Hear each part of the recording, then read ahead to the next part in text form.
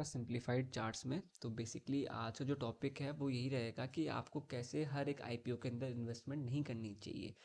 तो ये आर्टिकल मैं इसके साथ कोट करना चाहूँगा दैट कि not every IPO is a jackpot. तो आपको पता होना चाहिए कि आपका पैसा किस आईपीओ में लगना चाहिए।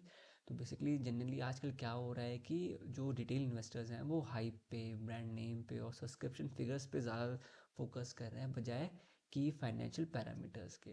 तो हमें जनरली कंपनी की फाइनेंशियल्स को देखना चाहिए, कंपनी की लॉन्ग टर्म विजन को देखना चाहिए बजाय कि कंपनी क्या है, उसकी उसकी हाइप है नहीं है, वो एक अलग पैरामीटर है। हमारे पैसे यानी एक इन्वेस्टर के पैसे हमेशा बिजनेस में लगने चाहिए बजाय के हाइप में। तो आज का जनरली यही चल रहा है, हाइप चल रही है, फैशी हेडलाइंस चल रही है, आपको जीएमपी लोग देखते हैं, ठीक है। और भी बहुत सारी चीज़ें हैं, न्यूज़ के अंदर आता है, सोशल मीडिया के अंदर काफ़ी सारा दिखाया जाता है। तो इस इन सब चीज़ों से हमें एज अ रिटेल इन्वेस्टर बचना चाहिए और कंपनी की बेसिकली हमें कोर फाइनेंशियल पे ध्यान देना चाहिए। कोर फाइनेंशियल से क्या मतलब है मेरा? कोर फाइनेंशियल मतलब है कि आपको पी रेशो देखना चाहिए कंपनी का। अभी लेंसकार्ट का जो आईपीओ आया था आप उसके अंदर देख सकते हैं कि 227 का पी कंपनी ने जब आईपीओ जब लेके आया उसको शो करा। 227 टाइम्स आप क्या पे करना चाहेंगे? पोस्ट आईपीओ के बाद तो 280 टाइम्स पी जाएगा। तो आप उस चीज़ को देखिए कि आप एक कंपनी के लिए 280 टाइम्स ज़्यादा पे कर रहे हैं। कहीं से भी सेंस नहीं बनता है इस चीज़ का। उसके अलावा आप कंपनी की प्रॉफिट देखिए, कंपनी का रेवेन्यू देखिए, कंपनी के पैट मार्जिन देखिए, नेट प्रॉफिट देखिए, रिजर्व्स देखिए, उसके बाद जज कीजिए कि कोई आईपीओ में आपको इन्वेस्ट करना चाहिए भी कि नहीं करना चाहिए। हम जनरली कंपनी का जीएमपी देख लेते हैं, सब्सक्रिप्शन फिगर देख लेते हैं। अब लेंस कार्ट का ही देख लीजिए कि 20% का जीएमपी चल रहा था, अब जब लिस्ट हुआ तो वो 1% पे रह गया। तो इन सब चीज़ों से एज अ रिटेल इन्वेस्टर आपको बचना चाहिए। आपको कंपनी के कोर फाइनेंशियल्स देखने चाहिए। कोर फाइनेंशियल्स ही कंपनी की एक्चुअल प्रॉफिटेबिलिटी है, कंपनी का एक्चुअल धंधा है, ठीक है। आपको उस पर नज़र देखना चाहिए, कंपनी का लॉन्ग टर्म विजन देखना चाहिए कि कंपनी लॉन्ग टर्म में करना क्या चाहती है।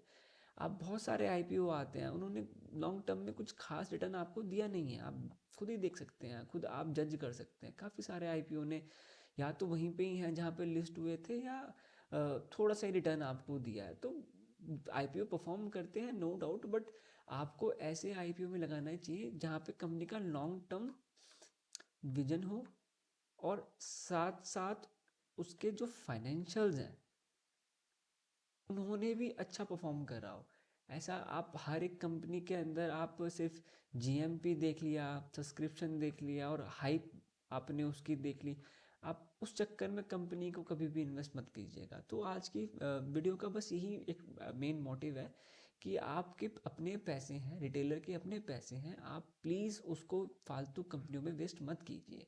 आप कंपनी को स्टडी कीजिए, आप यूट्यूब पे और वीडियोस देखिए, आप उसका डीएचआरपी पढ़िए, आप उसके बारे में और भी कहीं से इंफॉर्मेशन निकालिए और आपको लगता है कि हाँ वो एक रिलायबल कंपनी है, उसका विज़न अच्छा है, कंपनी का लॉन्ग टर्म सस्टेनेबिलिटी हमें शो कर रही है, जो पैसा आईपीओ से हमसे मांगा भी जा रहा है वो एक सही तरीके से उसको कंपनी इन्वेस्ट करेगी।